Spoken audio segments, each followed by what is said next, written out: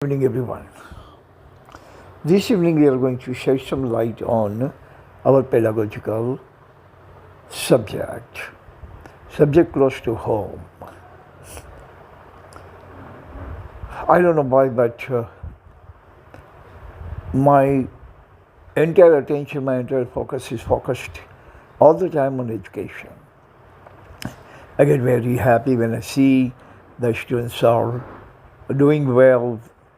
They strive very hard and they imbibe every single thing that the teachers or the professors or whatever, even PDF actually try to teach them.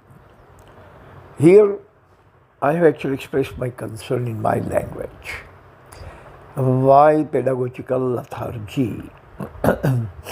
Why we see absolutely abysmal type of lethargy among the teachers and the learners both. Teachers and the learners both are kind of detached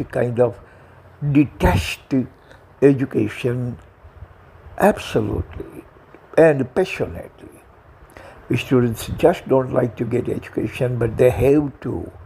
That is why they get it, not because they want to. They have to get the education, otherwise they will not be able to find a job, they will not be able to find career, so they have to. Teachers, they have to teach, otherwise they will not get the salary. But nobody, as Shakespeare says, education for the sake of education. Shakespeare has said, education must be for the sake of education. If you ask any student, why do you get education? Say for education. Or if you ask any teacher, why do you give education? They go for the sake of education. This kind of mentality does not exist in India. It used to exist during the Dronacharya time when the students were prevalent over here in Indian society, like Arjuna and Eklavya and all others. But after that, every single thing is gone. Come closer to Gujarat, we had very, very profound writers like Kanhaiyalal Munshi and Akho and Bishwachand Meghani and Narsi Mehta. They were all there in Gujarat. How come we don't have any today?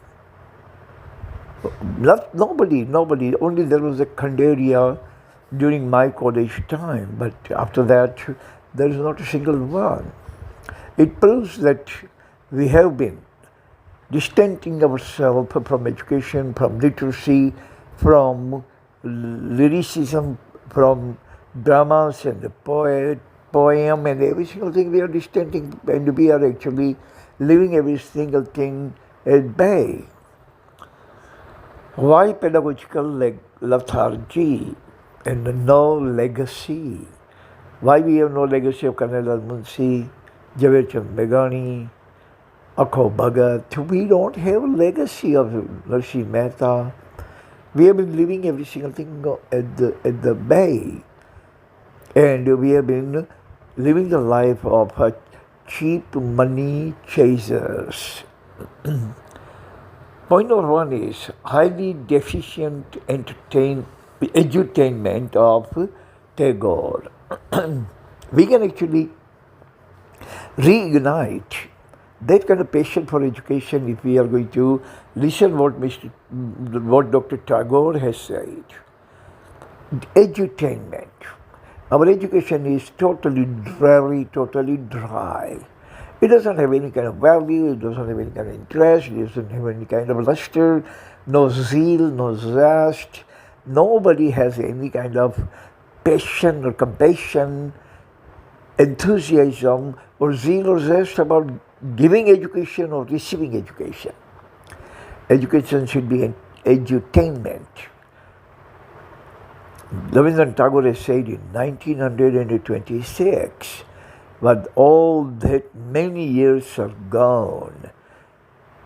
Think about it, 96 years are gone and still we have not imbibed the lesson or moral given to us by our own Rabindranath Tagore. Number two, primordial pedagogical practice. Primordial education is given in a primordial way, in a primordial system, by primordial minds. Nothing is novel, nothing is modern, nothing is neolithic, nothing is holistic, nothing is heuristic. Every single thing is a trite, every single thing is a rut, everything is a dreary staccato. Teachers, teachers do attend the class for 55 minutes, but they're bored.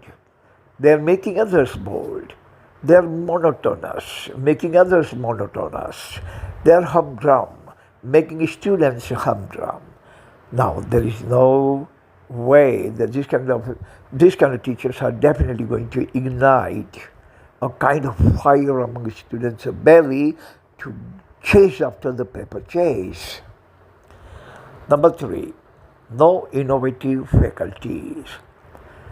Faculties have very narrow knowledge, very textual knowledge, very subjective knowledge, very limited knowledge. While teaching faculty should actually go out of the realm of their textbook and bring the material from outside and give lots of quotation, give lots of examples, give different kind of names, different kind of statement by different kind of people, what Warren Buffett says about it, and what Amartya Sen says about it, and what Adam Smith has said about it, what Keynes has said about it, and what Stiglitz has said about it, or Paul Krugman has said about it. That kind of education is going to definitely ignite a kind of enthusiasm in the minds of the students. We go to see the movies. All of us, we go to see movies. And a movie has very good story, very good writing, very good photography, very good dress worn by the actors. All those things ignite us, ignite our curiosity, ignite our enthusiasm, ignite our interest. And we sit 3 hours in the movie at the edge of the seat, and we don't actually remove our eyesight, we remove our focus from the curtain, not for a single moment.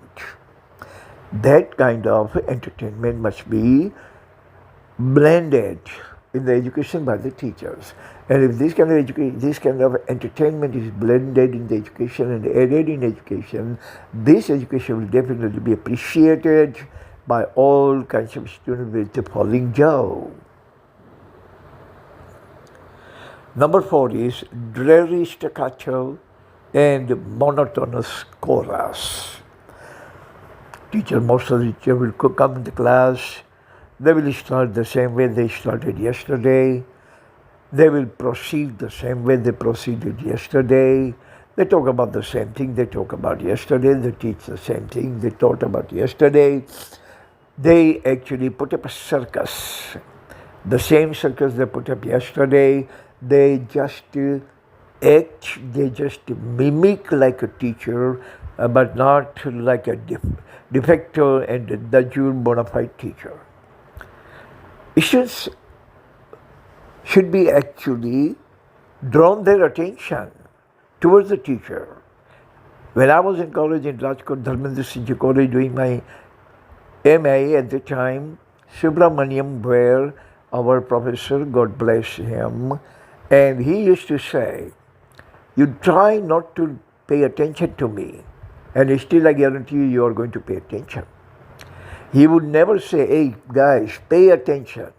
But he would say, don't try to pay attention what I say, but I challenge you that you definitely are going to pay attention when I will begin speaking about your subject, about Shakespeare or Keats or Tennyson or Woodworth.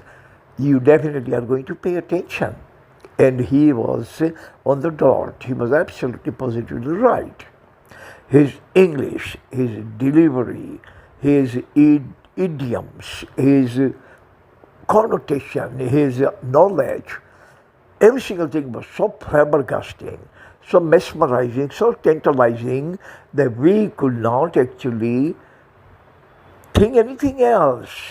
So that kind of education That kind of education should be actually discharged by the professors. So students are definitely going to pay attention and learn on a daily basis.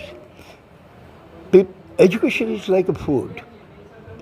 When you look at the food that tantalizing you, that your choice of food, you automatically salivate.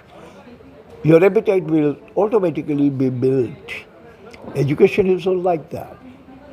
When you like a professor, his knowledge you like, his knowledge, every single thing that he says is smart, you are actually looking forward to attend his class, and when you attend his class, you definitely are going to pay attention.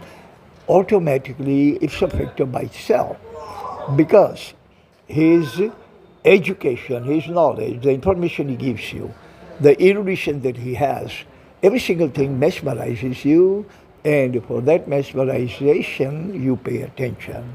So that's all the time we have. Thank you very much. See you again next time. Until then, God bless everyone on this planet. Amen.